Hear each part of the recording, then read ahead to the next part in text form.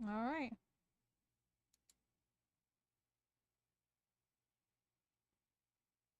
What's that? What's that? It's a live stream? A June live stream? Oh my goodness. Welcome, folks. Welcome to the live stream. We have a real treat for stories for you, like always. There are so many wild stories. Now, I just want to point out that today we did actually try turning on the closed captions. So the delay might be a little higher. The reason why I haven't done it in the past is because before it was like a 30-second delay, but I just tested it today, and it looks like it's going to be about 10 seconds of delay. So hopefully we don't have too much delay here. Let me know if you can hear my audio just fine, or if it needs to be turned up at all. I think I had to turn it up last time for you folks, so I'm just going to do that now. How's that? Any better? Louder? More clearer? So that I can actually like yell into the microphone here. So I just want to point out real quick. Ooh, we've got some fierce competition Ooh, do we? in the polls so far. We have one for in the water, we have one for indoors, and then one for other. And I just want to point out that while I wrote indoors with is two different words, what I mean is that you like to do activities inside of doors. A little too loud. Okay. Well, then we'll turn it back down to the way it was before here. Slightly lower. Let me know if that's any better. How's that? Maybe we'll have a nice middle even ground so it's not quite as loud as it was before. What's your favorite summer activity, Brian? My favorite summer activity, as we all know and love, is taking over the world. Mmm. Because I moonlight as Brain the Mouse from Pinky and the Brain. So I mean, that's what I like to do. It's kind of my like hobby. What's my favorite summer activity? Amber's favorite summer activity is hunting for butterflies. Not in a mean way. Yeah, Amber makes it sound like, oh, I not like I'm not hunting them. She's taking pictures of them. Yes, I try to sneak up on them to get pictures of them. Oh, good. I'm glad the audio is good now. All right, folks. Enough of the banter. Enough of the talking about hunting butterflies. All that kind of stuff. Yeah, well, Brian likes to make me sound like a creep. He'll be like, "You're stalking butterflies. You're hunting butterflies," and it's like, I'm just trying to get their picture. I'm like paparazzi. Yeah, Amber is the butterfly paparazzi. So let's get started. Let's jump straight into it. Oh, we've got so many answers on our poll so far. We'll have to see who wins the vote. All right, folks. And our first letter of this wonderful live stream evening is titled, "Am I a jerk for refusing to wear my old friend's wedding dress from her first wedding to her second one?" I just want to give you folks the opportunity to guess about what you think the outcome of this one is going to be. I'm a 32-year-old female, and my friend is a 32-year-old female from college, and she's getting married later this year. The save the dates were sent out last year, and they didn't mention where the wedding would be at. My friend and I live in neighboring states. However, when my husband, a 33-year-old male, and I were sent the wedding invitations 3 weeks ago, it turns out that it was going to be a destination wedding. After looking into it, it would cost us over $4,000 for both of us to attend. My husband and I can't afford to spend that much money without going into credit card debt. So, last week, I told my friend on the phone that we wouldn't be able to attend, but I conveyed our best wishes and said that we would send them a wedding gift off the registry. She asked me why we couldn't come, and I said that it wasn't in our budget, mentioning the cost of the plane tickets, the resort 3 nights, and the wedding outfits. Well, she offered to lend me a dress so that I wouldn't have to spend money to buy a new one. I told her that it was really kind of her to offer that, but the main costs for attending the wedding were the plane tickets and the resort. Then she followed up by saying for me to wear her old wedding dress from her first wedding, and she added that she didn't care about people wearing white to her wedding. For some context, my friend got married in 2017, divorced in 2020. My then boyfriend, now husband, and I attended that wedding, and it was held locally. The wedding dress that she wore was beautiful and minimalistic and simple in design. I didn't have any didn't have any details into their divorce though, so I don't know if it was amicable or not. I was pretty shocked by her offer. I didn't, and I still don't, understand the logic behind it. I basically repeated what I said in my response to her in the first offer to loan me a dress. She got a bit upset at my rejection and said that she was trying to do everything that she could to help us attend. Again, I thanked her for being so generous with the offer to help, but at this point, I was trying to end the phone call as quickly as possible. To be honest, there's something very off-putting to me about the idea of wearing the bride's wedding dress from her previous wedding to her current one. And a lot of people who attend her first wedding will be at this one, so I think at least some of them will recognize the dress. I would feel embarrassed the entire time, so even if we could afford to go to the wedding, I would have turned down this offer anyways. But I didn't tell my friend any of this on the phone. Well, just yesterday, my friend sent me a long text which basically said that she thought my husband and I were being inconsiderate and ungrateful, and that we should have made a bigger effort to attend the wedding, considering that we have been friends for almost 15 years, and that clearly I don't value our friendship as much as she did. I haven't responded to this message yet, and I've only discussed the situation with my husband, who is on my side. Am I the jerk? Did I do something wrong? Or should I have responded differently? Alright, folks, what do you think? Not the jerk. I mean, first of all, you don't have to go into credit card debt for anyone's wedding.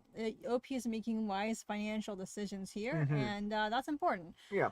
But this whole wedding dress thing is just so bizarre. It doesn't address the major financial issues, but it's still a really, really strange offer. Like, there is no way that would go over well. Yeah, I mean, if she doesn't say anything about it, the other guests are surely going to say something about it See, or like, they'd look be at like, them. why is she wearing a wedding dress? Yeah. And like, if people recognize the dress, then they'd be like, what is this? Like, did she steal her friend's wedding dress from the first wedding to like, they're either gonna be like, these two have some really weird plan going on, or OP is just like really twisted to wear the dress from the first wedding to the second wedding. Yeah, OP should walk down the aisle with the bride on that condition. Be like, I'm walking down the aisle and taking the spot of your spouse, your future spouse there.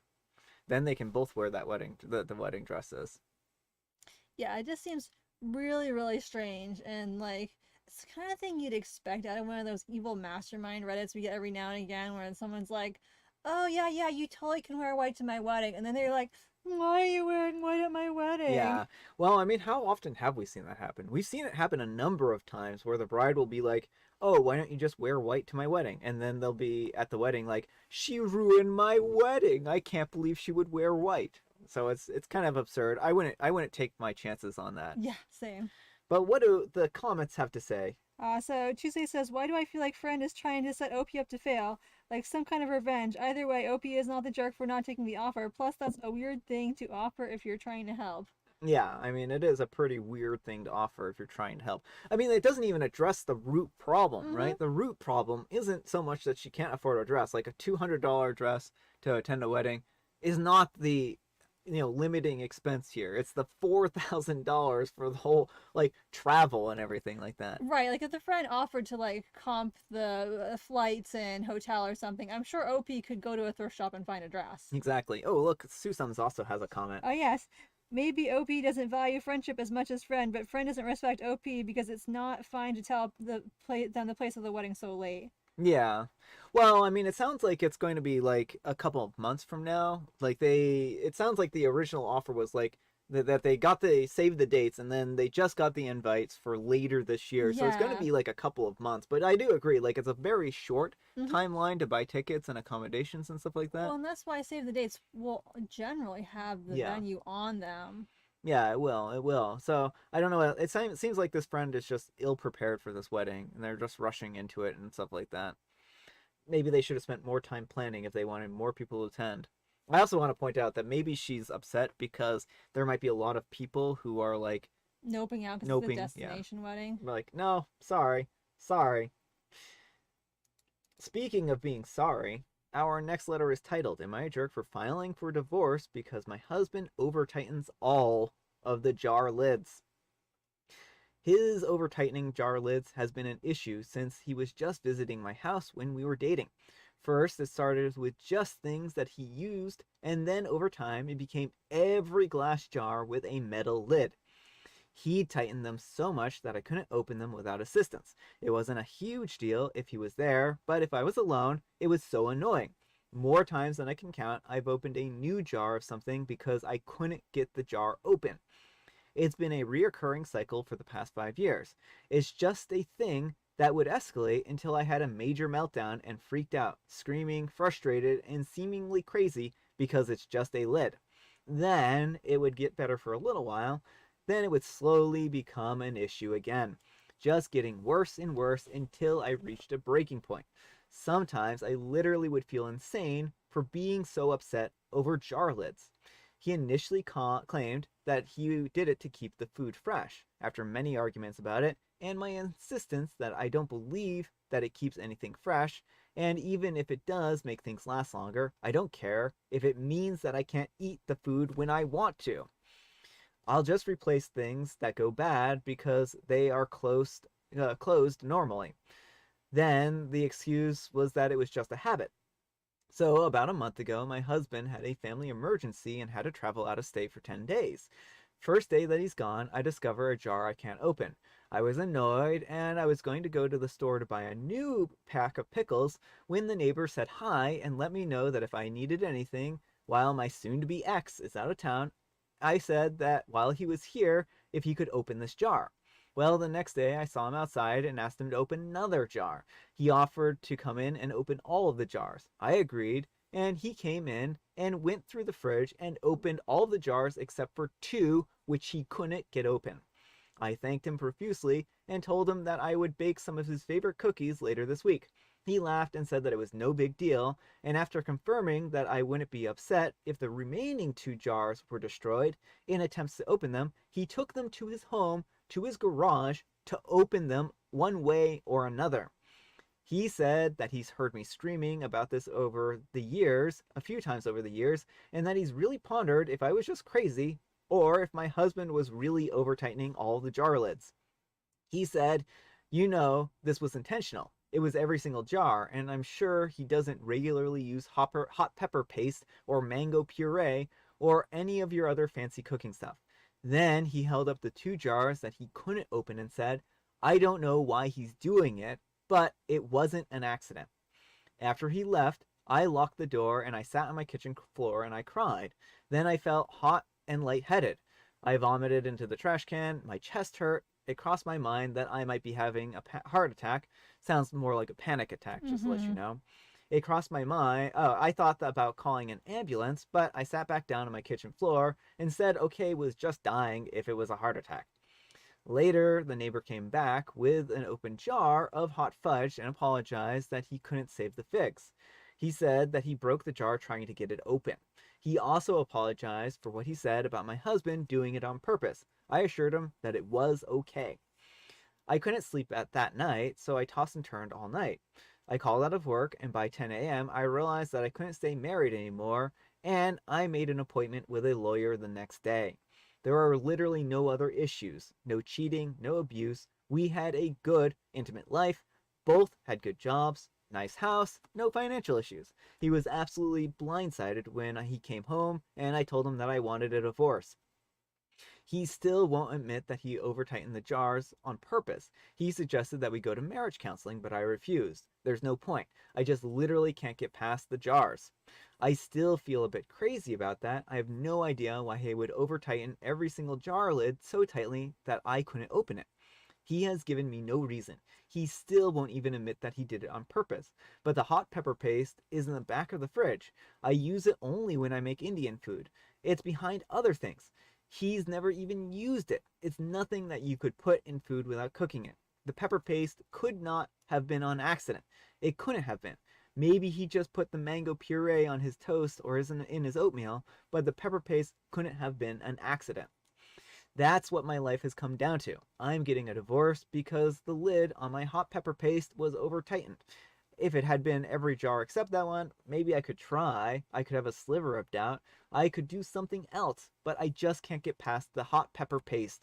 Most of our friends and families either think that I'm crazy or I'm a jerk. What do you folks think? All right, folks, what do you think of this one? Not the jerk. And you're not divorcing him over jar lids. You're divorcing him because he has been gaslighting you for years. Mm-hmm. You know, it's understandable if every now and then a jar lid is over tightened. Like, people just don't know their own strength. There Yeah. have been times when Brian has over tightened a jar lid, and I'll just be like, hey, Brian, can you open this? And then, like, it's like once in a blue moon. Yeah, well, and sometimes it's even just that it's sealed naturally because like sometimes when you put like hot soup Yeah, or something really like hot that. food in it, and then it goes in the fridge and cold, it gets cold, it kind of vacuum seals again, like Yeah. at the store. And those factory seals I have a hard time with. Yeah, I think that's generally the ones that Amber have asked me to open. I haven't sealed them on tight on purpose. It's just that they get sealed because of the vacuum pressure. But yeah, I mean, I'm sure there's an occasional jar here and there where I've, basically accidentally over tightened it. But it seems like this is purpose. It seems like he's doing this intentionally, maliciously, and it seems a lot like gaslighting for him to insist that this isn't on purpose because Right. how can it not be on purpose if it's every single jar? Right, especially jars that he doesn't use, you know, like the whole red pepper thing. If he has no reason to be using that, Hmm. then why would he open it, you know, unless it's to over tighten it? It sounds like he wants OP to, like, some people have these really weird things where they want their partner to not leave them and Hmm. feel like they need them. Yeah. So instead of being the best partner they can be, so that their partner will have no incentive to leave them, they're like, you know, I'm gonna do this thing. I'm gonna over tighten all the jar lids, and then like she can't leave me because she'll need someone to open all the jars for her. Well, there is a philosophy, an expression, right? If you can't be handsome, be handy, right? If your wife doesn't find you handsome, at least she should find you handy, right? And but that doesn't mean that you go out of your way to like put obstacles up in front of your partner in order to like make them depend on you. It means you should be doing things and contributing to the household in a way that, makes her feel like you're a useful person. Right. Well, that's the thing is like these people in these Reddit posts, they're hamstringing their partners because they Yeah. don't want to actually be a good person, be a good partner. Mm-hmm. They just want their partner to stick around and do all the things they do for them. They don't really see them as a, a valuable person, just like as only as valuable in what they can do for them and like more like property. Like, Yeah. okay, she's mine, so I'm gonna make it so she can't leave. Yeah. But what do the comments have to say? All right. Comments say, so Marcia says, jars, oh my, her husband is not funny at all. Amber is right, gaslighting. Yeah. Susum says, it's often the small things that break marriage, and that really sounds like he was doing that on purpose. Probably he wants OP to ask him to open so he can feel manly. And then Marcia says, little things add up and make you break. Yeah. Speaking of little things that make you break, our next letter is titled, I thought that astronomy and astrology were the same thing. I might have ruined my relationship with my girlfriend. My girlfriend is a 32-year-old female of almost 1 year, has a doctorate in astronomy. My sister, a 35-year-old female, has astrology as her biggest hobby. I'm a 33-year-old male, and I thought they were the same thing. And now I think that I've ruined my relationship with my girlfriend. I thought that she and my sister had lots in common, but after she met my sister when I introduced her to my family, my girlfriend was angry. My sister was confused, but my girlfriend was furious. At first, she thought that I was belittling her career by comparing it to astrology, which she says is completely fake. After I told her that I honestly and truly thought that they were the same thing, she got even more upset.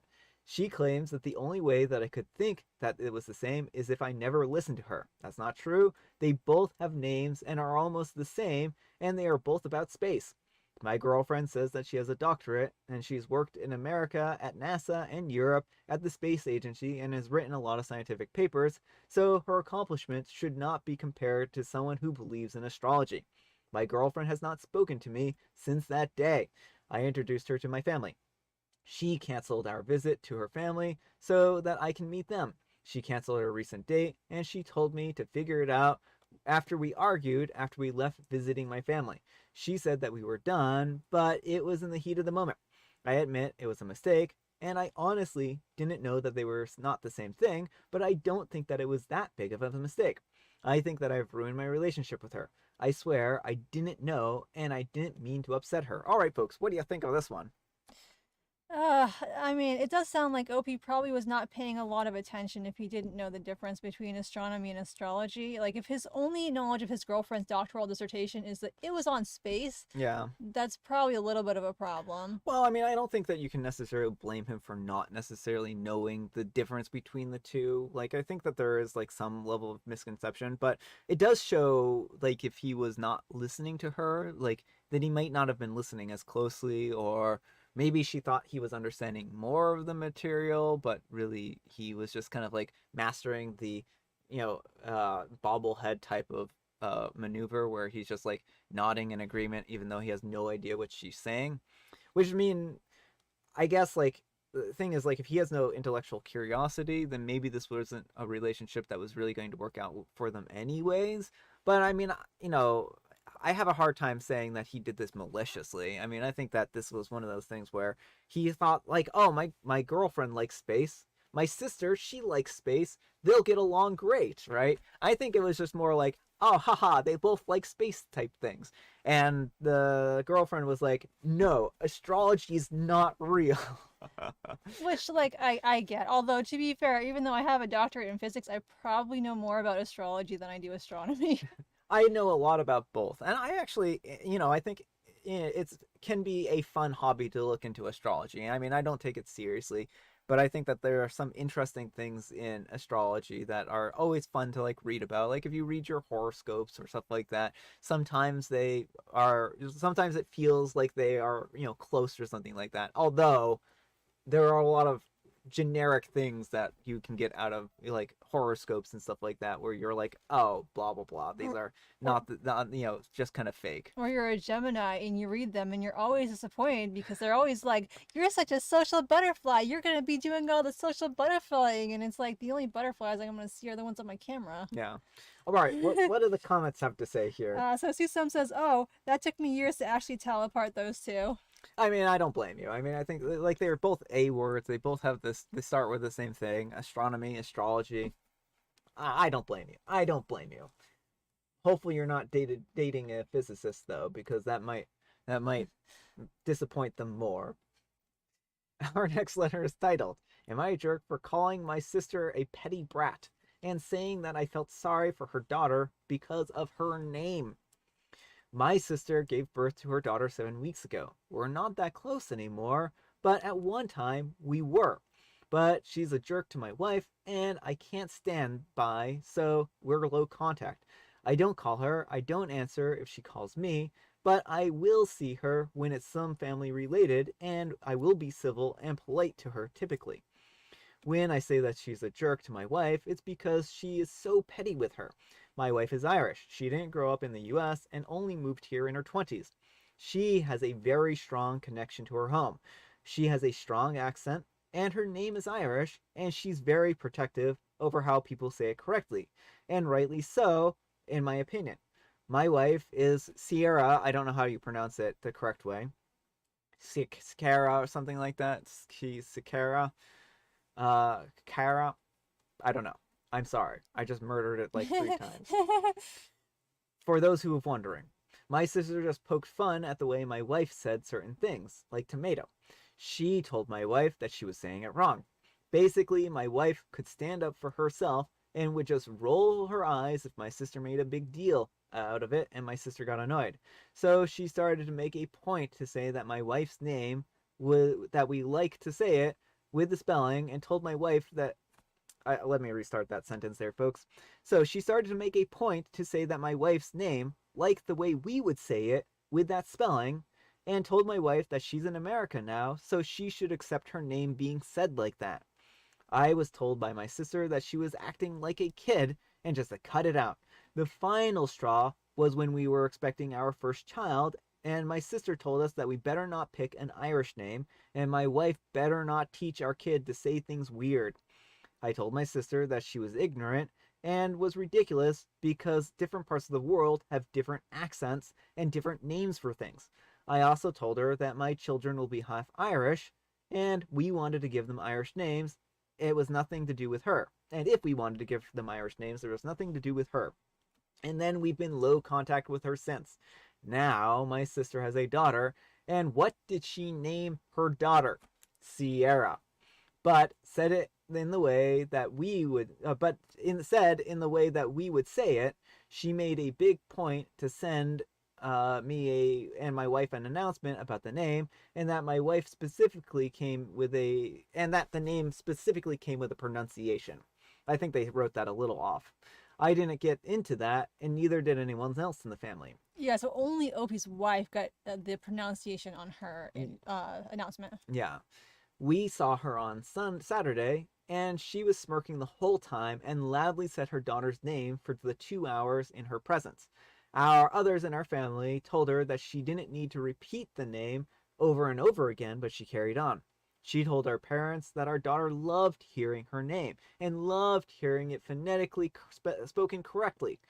When we were leaving, my sister tried to approach my wife. I stepped between them, and I told my sister that she was a petty brat, and I felt sorry for her kid being named in spite of someone.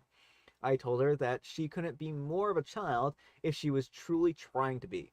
All Sunday and yesterday, she was blowing up my phone, angry that I had said that to her. I didn't reply. Am I the jerk? All right, folks, what do you think? No, not the jerk. I mean, it may be time to go no contact with her. It seems like the sister is just being ridiculous. Like, her xenophobia knows no bounds. To be like, oh, you're in America, you have to say things now, and making fun of people's accent. But then on top of that, she names her daughter out of spite. Like, who does that?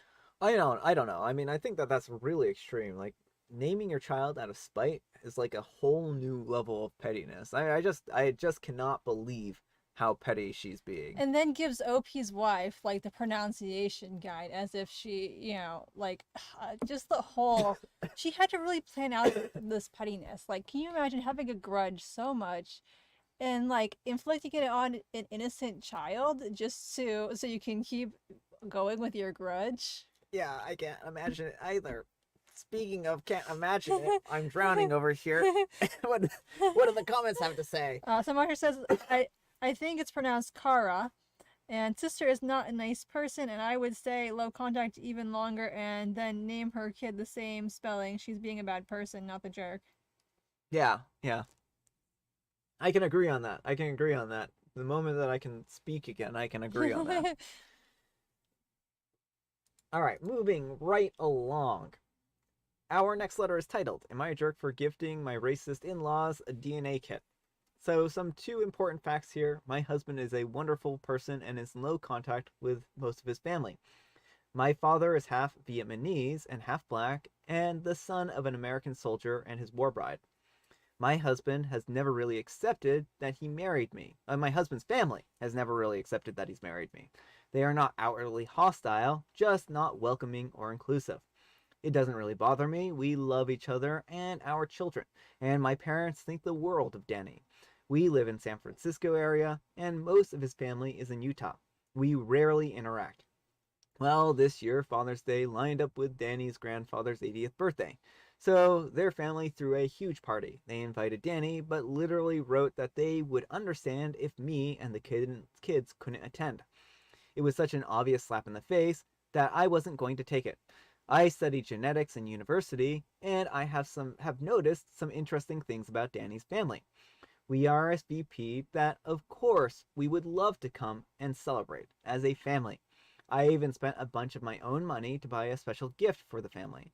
You get a DNA test, you get a DNA test, everyone gets a DNA test. I felt like an evil version of Oprah. The faces on some of the people when I presented them with my gift told me everything I needed to know. My husband's grandfather thanked me, and it was obvious that the grenades being passed around and it was oblivious to the grenades being passed around the family. We also got him a lovely handmade cable knit sweater. Oh boy, did I cause a commotion. My husband heard from his sisters that some of his siblings and cousins took the kits away from them as soon as they could. So did some of the aunts and uncles, which started an avalanche of questions. I feel very guilty about what I did. No, you don't. And my husband thinks it's hilarious, but he has a very low sense of humor. Am I the jerk? And I just want to point out that some of the characteristics that they notice are things like eye color, right? Where you wouldn't necessarily be able to get certain eye colors with certain pairs. All right, folks, what do you think?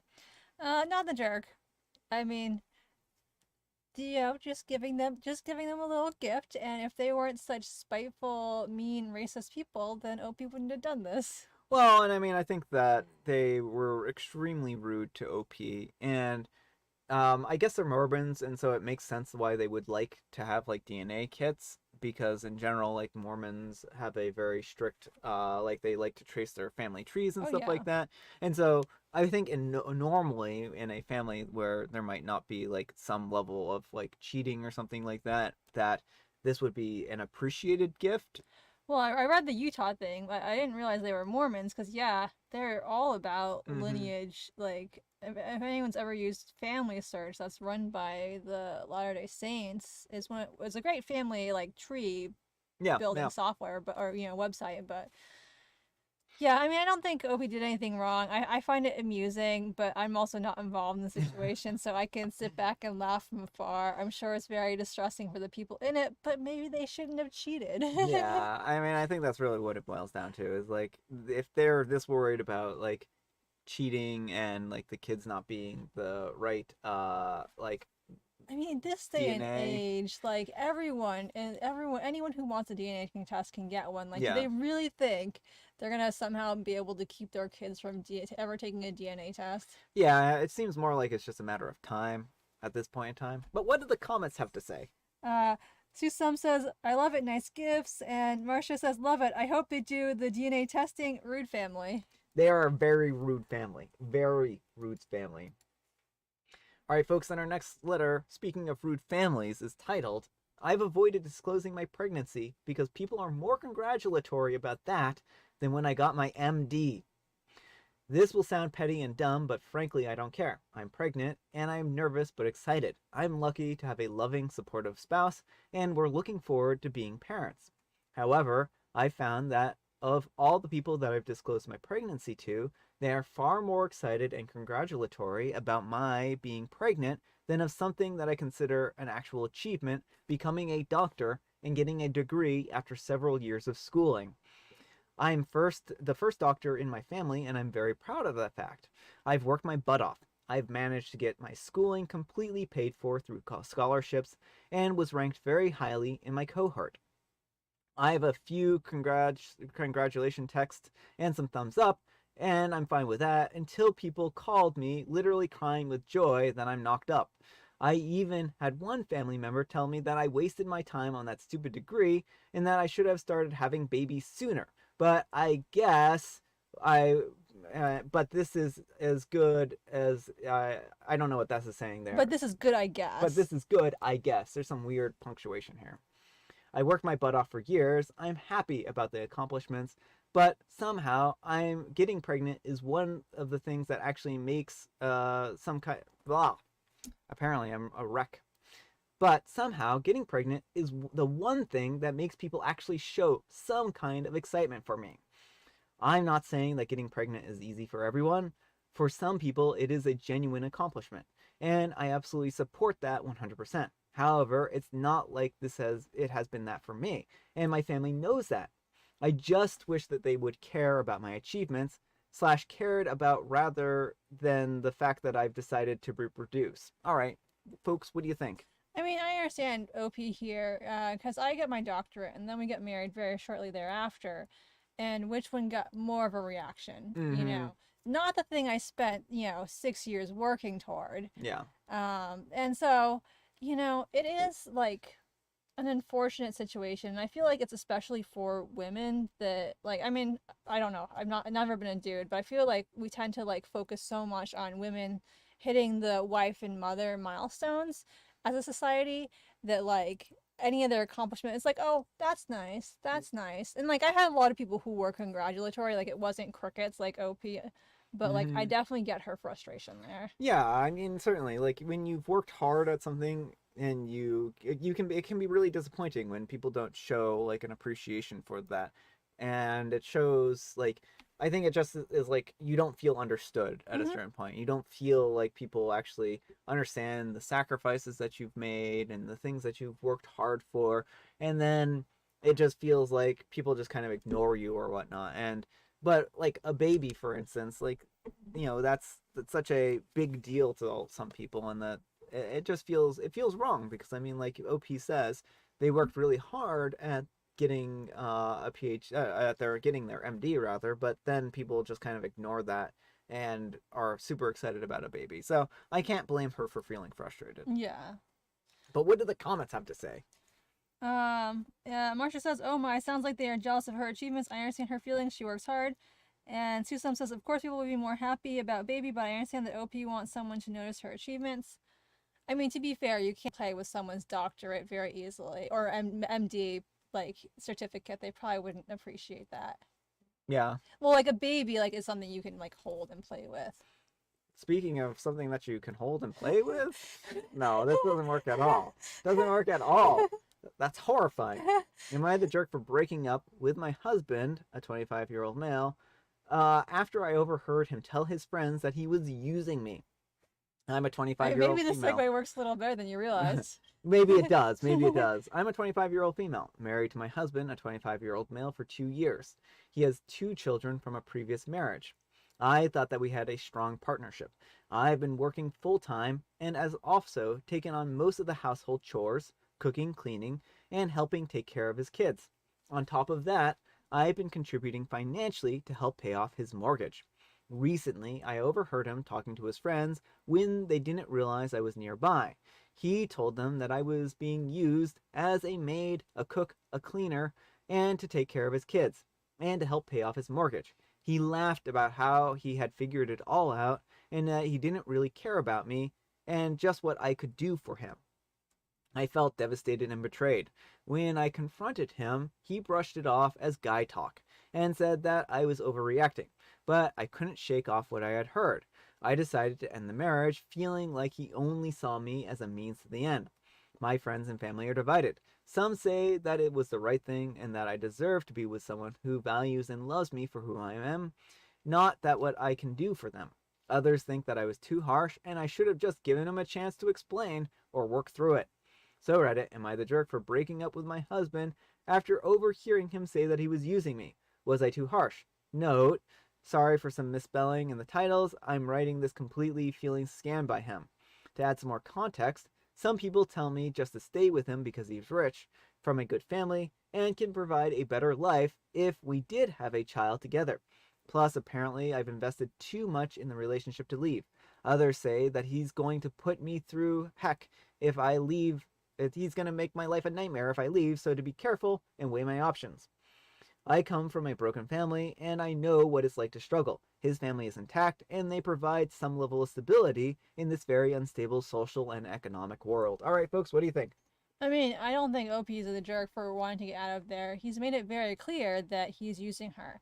And even in the instances this was guy talk, why would you want to be with someone who would rather show off to his bros about putting you down? You know, like, it's first of all, I fully believe he believes those things. Like, I do not doubt for a minute that he does to some degree use OP as a means to an end. But again, if he's got to show off to his bros that, oh, look at me putting down my wife, then like, is he a really good partner anyway? Yeah, I mean, I think that it always raises the question of like, if he's willing to say these things to other people, to strangers, to people that he's close with, then what else is he saying?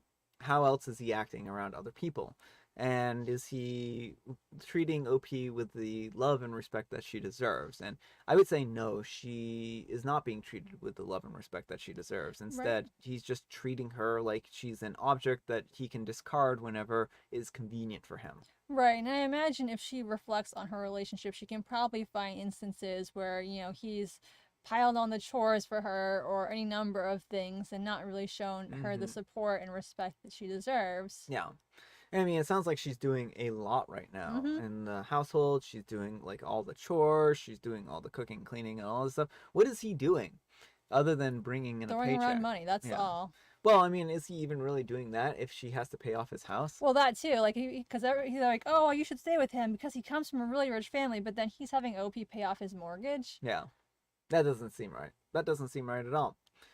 But let me know what you folks think. Oh, well, I mean, I'm kind of in the groove. But what do the comments have to say? So Marcia says, no, she's not too harsh. He's a jerk and leave. And Susan is like, I don't get what he can explain. OP probably needs not only a better husband, but probably some of her friends too. Yeah. Yeah, they do definitely need better friends. And speaking of needing new better friends, our next letter is titled, Am I a jerk for revealing my brother's cheating at his wedding? Maybe you have some too good of friends in this particular case. So, I'm a 29-year-old female, and my brother Tom, a 32-year-old male, has always been a bit of a playboy. He's dated a string of women, often overlapping relationships, but he always managed to keep it under wraps. Last year, he got engaged to his girlfriend of 3 years, Sarah, a 30-year-old female, who's an absolute gem. She's kind, intelligent, and genuinely loves him. A few months before the wedding, I discovered that Tom was cheating on Sarah with the woman that he met on a business trip. I was devastated for Sarah, and I confronted Tom about it. He swore that it was a one-time mistake and begged me not to tell anyone, saying that he would break it off and focus on being a good husband. I was torn, but I agreed to keep the secret on the condition that he would never see the woman again. He promised, and I thought that was the end of it. Well, fast forward to the wedding day. Everything was going beautifully until I saw Tom sneaking off with his side chick in a secluded corner of the venue. I followed them and I overheard them talking about meeting up during the honeymoon. Furious and heartbroken for Sarah, I knew I had to do something. During my maid of honor speech, I decided to come clean, and I told everyone that I loved my brother, but there was something that I needed to say that Sarah needed to know before committing to him for life. I revealed the ongoing affair, including the encounter that very day. The room fell silent, and then chaos erupted. Sarah ran out in tears, her family was outraged, and my parents were mortified. Tom looked like he wanted to murder me on the spot. The wedding was called off, and now my entire family is divided. I mean, isn't it a little too late for the wedding? Like, the wedding already happened if Well, it you was might mean during the the end reception. of the reception was ended or something. Yeah, at that point in time, it's a little late. Half of them think that I did the right thing by exposing Tom's lie, while the other half believes that I ruined his life and I should have stayed out of it. Tom hasn't spoken to me since, and Sarah thanked me privately but is understandably devastated. I am wrecked with guilt, but I also feel like I did the right thing. Am I the jerk here? All right, folks, what do you think? I mean, I don't blame OP for wanting to expose her brother. I do think it may have been better to talk with Sarah beforehand, because this was probably a very mortifying way to have the affair revealed. Yeah. So that would be my one hesitation with OP's tactic, is there was an innocent party in all of this who has to deal with the repercussions. Yeah. I think that she shouldn't have trusted Tom to begin with. Oh, absolutely. I think she should have told, when she saw him cheating, she should have gone straight to Sarah. And I think that was OP's biggest mistake here. And I think that we're both on the same page on that. I think that OP really needed to do this well before the wedding and just not even tell Tom about it and just go straight to Sarah and be like, look, I caught Tom doing this stuff, right? That way Sarah could have had time to process it. They could have canceled things, maybe even gotten a refund on some of the venues to some degree. I know that's hard, or claimed the insurance. But I think their timing was terrible. Like, waiting to tell the bride till after they already said their vows is like the worst time to tell them that they're cheating. Well, it sounds like she thought that he had put this behind him and then caught him, because who brings their affair partner to their wedding? Apparently Tom does. Tom from MySpace. I'm just kidding. No, it was not Tom from MySpace. Please don't sue me for libel and slander. I was actually Googling the other day what Tom from MySpace was up to. I don't remember, but I think he did some hiking, world traveling or something like that. With that much money, I imagine that he would. But what did the comments have to say? So Tuesday says, "Oh no, if it isn't the consequences of my actions, how was I supposed to know? Repeatedly cheating on my partner would have consequences." And then Susum says, "Why in the wedding? Should tell it before, and OP didn't ruin his life. He did it to himself." Yeah. Yeah. And then doesn't have to file the marriage license from Marsha. So yeah, definitely don't have to file that marriage license at that point in time. And our next letter is titled, Am I a jerk for not telling my kid's husband? I'm not telling my kid's husband. Am I the jerk for not telling my husband that our kids were conceived via a sperm donor? Not good, folks. Not good. I'm a 37-year-old female, and my husband is a 42-year-old male. We have been together for 16 years. After we got married, we immediately started trying for children, because we both wanted a big family. However, after a year of trying, we were still not successful, and we went to get checked out. We figured that it was just stress, and we told everyone that it was fine, and we would be told that everything would be fine, and then we could try to relax and let it happen. That was unfortunately not the case. We found out that he has a very low sperm count. We were told that it would be extremely unlikely to conceive. He was devastated. He got very depressed and started blaming himself. He started saying that maybe he did this to himself by playing sports and getting injured or something. He confided in me that he is feeling borderline uh not so good. I tried to gently introduce him to the idea of fertility assistance, but he said that he just couldn't think about it without feeling less of a man and being reminded of his failures. A year later, I decided that I was going to take matters into my own hands, and I found a online sperm bank that allows at-home insemination without a doctor's assistance. I found a donor that looks like him and is around the same height, same ethnic background, and even has the same blood type. I bought a full genetic report and found the donor was not carrying anything scary, and I just ordered one vial. I figured that it would work. I was told by the sperm bank that it will mostly buy through most of it will buy 3 to 6 visits vials and require assistance from a doctor and fertility clinic, and essentially that I was wasting my money. I decided that if it didn't work, that I would try to move forward and maybe he would see how he felt about adoption. To my surprise, a few weeks later, I learned that I was pregnant. My husband was absolutely ecstatic. I was going to tell him what I had done, but then he made a comment about how I knew I could do it. I knew I wouldn't let you down. We had a baby girl that looks very much like my husband. He was over the moon. When she was 1, he started talking about wishing that we could give her a sibling. So I did it again. And I ended up conceiving twins this time. They run in my family. Long story short, we know that we now have 5 children, all conceived by the same sperm donor, and my husband has no idea. He is happy. He loves our kids so much. They all look like a combination of the two of us, and no one has ever questioned it. It's been years, and I just can't bring myself to tell him. However, I know how deceitful this is, and I know that one day the kids will find out, maybe through a 23andMe or something like that. Maybe they'll suspect something and do a genetic test. I don't know, but I'm sure that someday I'll be found out and my world will likely crash around me. For now, I am enjoying the dream that we've always wanted and letting my husband be happy. All right, folks, what do you think of this one? Oh my goodness.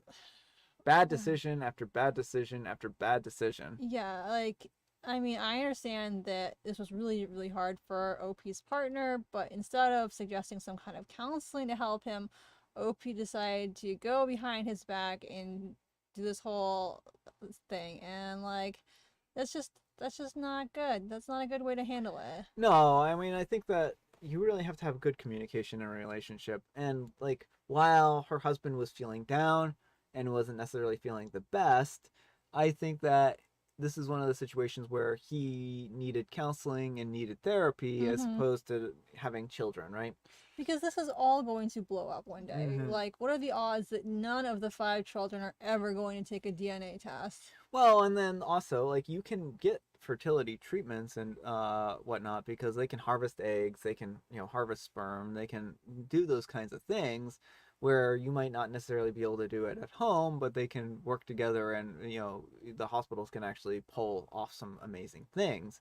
So if they were really, really set on this, maybe it was just a cost thing. Yeah, it could very well because unfortunately, like the other methods for conceiving can be really expensive, even with insurance. And if you don't have good insurance, they're just astronomical. Yeah, I feel bad for the husband because I Mm-hmm. think in the end he's gonna be the person He's who's the most hurt and devastated by right, this. and if she was trying to save his heart, like she's only delaying it. Yeah, She's building up this, fantasy for him, like, oh, I had all these kids, and like, I understand that like you should love for children should be unconditional, but also at the same time, like that's a pretty big blow to think that these kids are biologically yours and realize that like, oh, actually they're not mine. yeah. I think that unfortunately in this particular case, OP made a very poor decision many times. But what do the comments have to say? So Tuesday says, everyone's in the wrong. He needs therapy to help him process his infertility and learn to love a non-biological family. Opie sucks for doing this all behind his back. This needed to be a conversation for both of them. Oh, yeah, yeah. If the family ever finds out, they're going to think the long-term affair before a sperm donor. Exactly.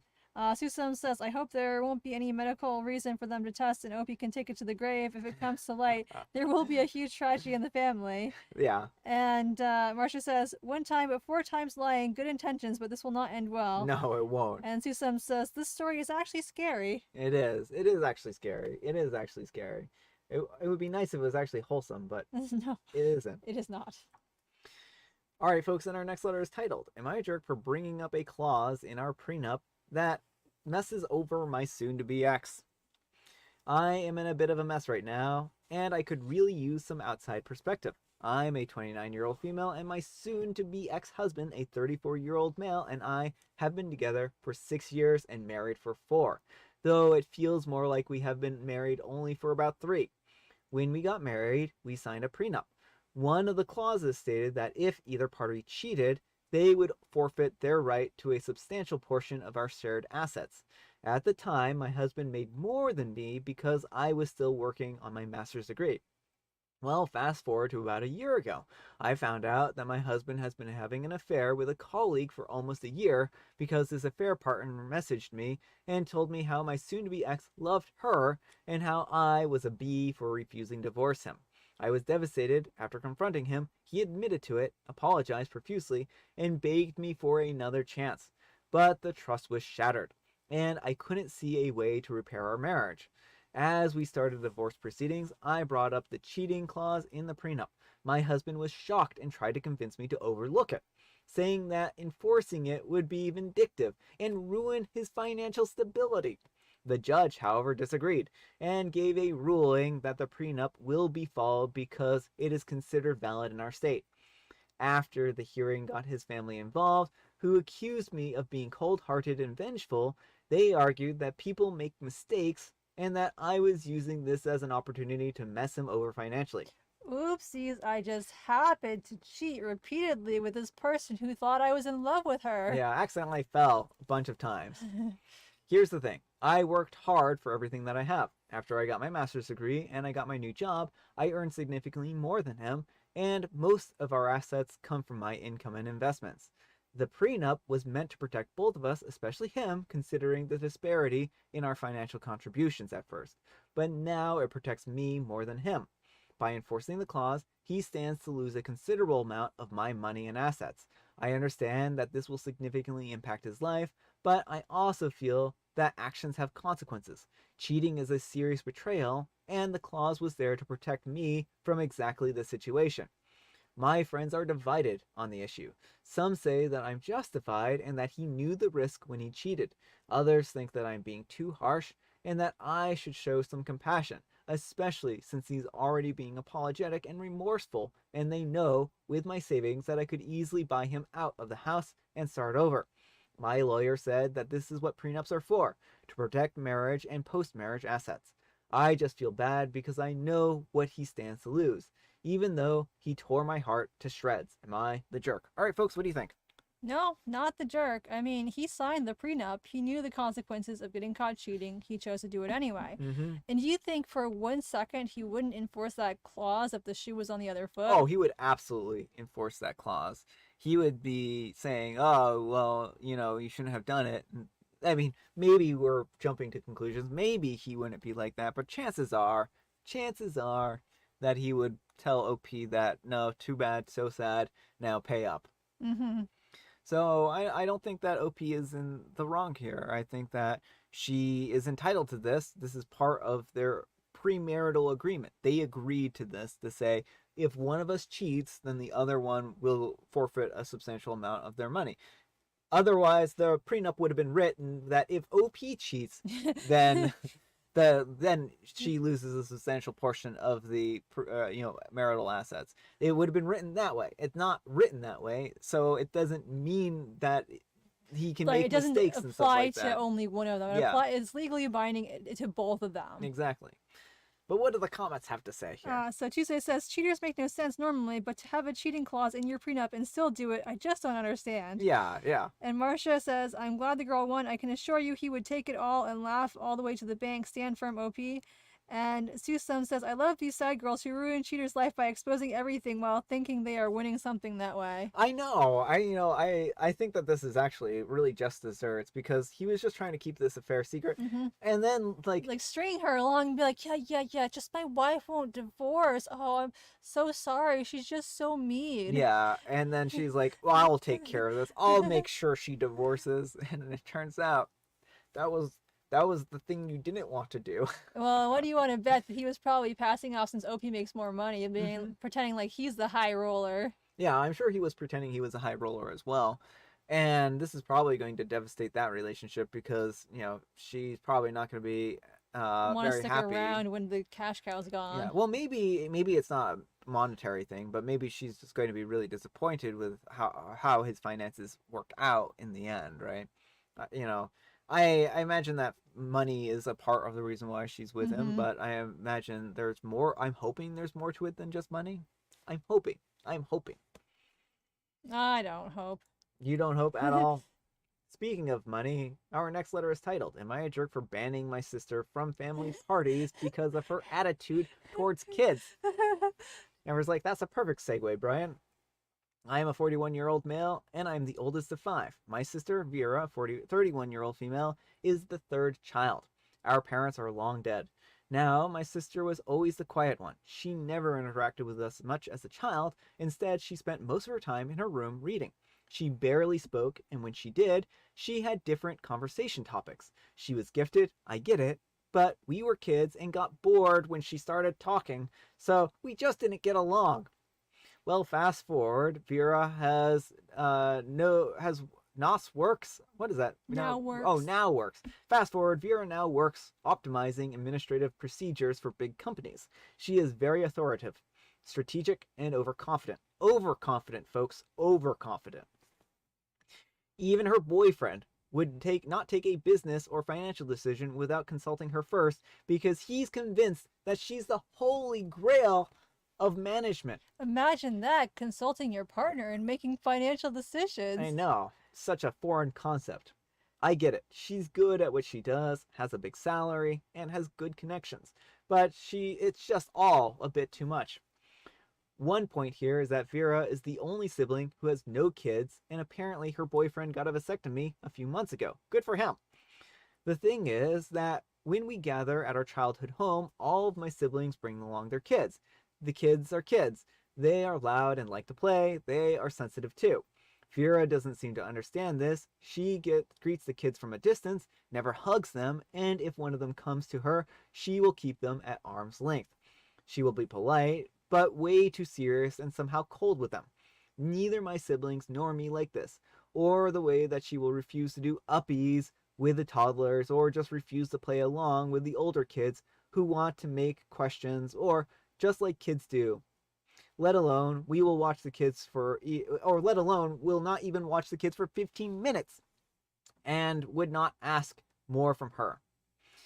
Anyways, her behavior got worse after the last family gathering. She brought along her laptop because she had some work to do, and one of the kids dropped it accidentally, damaging the screen. She went totally ballistic and demanded the youngest sister, who is a single mom living on welfare at the moment, pay the repair bill. After some reasoning, she dropped the subject, but then she proceeded to stay even further away from the kids at that point. Hence, I spoke to my siblings and concluded that it was best if we just didn't invite her over for the next family gathering. That was this weekend. I know that she would see the photos on Instagram, but I had hoped that she would see how her attitude had isolated her and would learn a lesson. Boy, was I wrong. She sent me a short, dead cold message asking why she wasn't invited. I told her the reason and told her that we expected her to behave like a member of the family if she wanted to be treated like family. She responded okay, and then proceeded to block us everywhere. Not only her boyfriend did too. Apparently, she's also blocked other members of the family who proceeded to send angry audios and messages to me and my siblings about it. Am I the jerk? I just wanted to keep the kids on a friendly environment and expected her to be an adult. All right, folks, what do you think? Major, you're the jerk. It sounds like OP and the other siblings bullied her because, she didn't talk about the things that interested them. And now, even as adults, they continue like, oh, her behavior got worse because a kid smashed her property and she wanted it compensated for that. Yeah. Like, How dare? yeah, like, what did she do wrong in that? Like, this whole thing, and like, oh, how dare she have physical boundaries? Like, some people are sensitive to being touched, and there's nothing wrong with having boundaries, and it's a good lesson for kids to learn that, Mm-hmm. oh, auntie so and so doesn't like being touched, can you wave at her instead? Yeah. Like, it's like, just the whole attitude in this post really rubs me the wrong way. Well, and then on top of that, think about it from her perspective, right? Mm-hmm. She goes to this family gathering, has her laptop broken, and the next time she's not even invited to the family Because gathering. of her bad behavior. Yeah. So I feel bad. I mean, I certainly, if she has money and means, then I can understand why they would say that she should foot the bill. Like, you can't get blood out of a stone, right? And so if the sister's living on welfare and a single mom, she's not going to be able to pay for that. But she should be watching over her kids enough where they aren't dropping other people's property, right? And I can certainly I feel like this is a really messy situation. I feel bad for the sister in this particular case because she just was trying to be a part of the family in the way that she knew how, Right. and people weren't respecting that, or treating her like her opinions and feelings mattered. Right. Well, the entire post is just dripping with disdain for her. She's successful.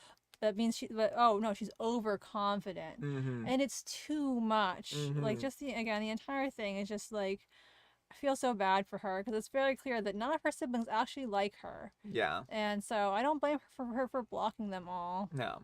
All right. But what do the comments have to say? There are no comments. Oh, no comments. No comments, folks. No comments. All right, folks. Speaking of no comments, it's tea time. Grab yourself the beverages of choice. I've got some tea right here. Amber has a joke. All right. I don't think I did this one, but if I did, then we'll do another one. Where did the plumber go on his vacation? Oh, where did the plumber go? Well, I can tell you exactly where the plumber went. I know this one, Amber. I know this one. Finally, there's one that I actually know. The plumber went to the Mushroom Kingdom on his vacation to fight Bowser and to win the princess's heart. To Flushing, New York. No, he didn't. That's not right. That's not right at But all. I'm starting to feel like maybe we did do this one. Where did Santa Claus go on his vacation? Oh, where did Santa Claus go? Well, I guess Santa Claus probably went to the Bahamas because, like, why would he want to continue to hang out in, like, the cold Arctic? To a ho hotel. That he did. So, there looks like there are some comments now. Yes. Sub-comments now. You can read them real quick if you want. So Susum says, OP sounds jealous and salty. All these siblings never treated Vera as family in the first place, and I understand that she doesn't want to be sugary with these kids. Yeah. And Marsha says, agree with you both. Some families don't respect boundaries, sad. And then Tuesday says, good night, everyone. I'm about to go to a Pride event. I guess Licorice Spice. I'll check the vid to see if I'm right later. It's Earl Grey. Have fun at Pride. Have fun. All right, folks. And our last letter, we're going to go into the last letter now, is titled... Oh, no, this isn't the last letter. Where is the last letter? No, that's not it. Ah, here it is. I apparently moved my position here. Our last letter is titled, My Fiancé Just Washed My Hair For Me. I'm having my 9th surgery in 4 hours at 7:30 a.m. Eastern Time, and I had a shower before the surgery. For comfort, because my surgeon requires me to use a specific prescription soap before my surgeries. I have really thick, dense 3C curly hair. I managed to wash my hair, and then when I flip my hair over to wring it out and apply my conditioner, I faint. I have POTS, and fainting is very normal for me, to the point that my fiance hangs out in the bathroom while I shower just in case. Well, I came to a few minutes later to my fiance topless, still in his boxers, sitting in a small, cramped shower with me, and he was applying conditioner to my hair for me. And he knows me so well, the first thing he said to me when I came to was, I know you hate people touching your hair, let alone washing it and conditioning it. But I promise that I've watched you do this a million times and I'm being very careful. Trust me. If I do mess up, I promise you can complain to me about it later. And then he took the hand in the shower head and carefully rinsed the conditioner out of my hair. Then he helped me out of the shower, dried me off, dressed me, and now we're sitting on the couch together, hanging out until it's time for me to leave for my surgery. I've never experienced this kind of love before, man. My fiance was my best friend for 10 years before we started dating 4 years ago. And then I got engaged 2 years ago. And he's so patient, kind, and understanding of me being chronically ill and my limits. I don't know, man. I hope everyone gets this experience to experience love like this. All right, folks, what do you think of That's this last letter? wholesome. I'm glad Opie has found someone who's so supportive. Me too, me too. And I mean, I think that this is one of those nice stories where it shows like he understands his partner and understands that, you know, she has certain needs and is willing to work with her and try to help her in the best way that she can and help to eliminate those barriers and obstacles in her life. So it's really sweet, it's really wholesome, and I'm happy for OP and their partner. So, but Oh, we never said the poll results. oh, you know, we'll talk about the poll on the outro here. Yeah. We'll talk about the poll on the outro. But what do the comments have to say? So Susam says, "Oh, so nice to have something this nice before I go to bed," and Marcia says, "Great story." I think so too. I think so as well. Yes. Speaking of the next story, there is no next story. But I haven't updated. I'm slacking. Our next live stream is going to be on the 26th of July. So let me update that for you folks real quick here.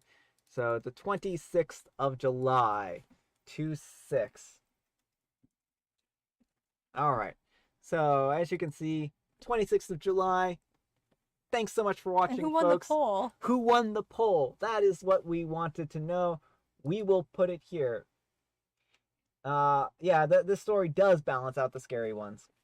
What's your in the summer? water. So people like water activities. Yeah, people seem to really like their water activities.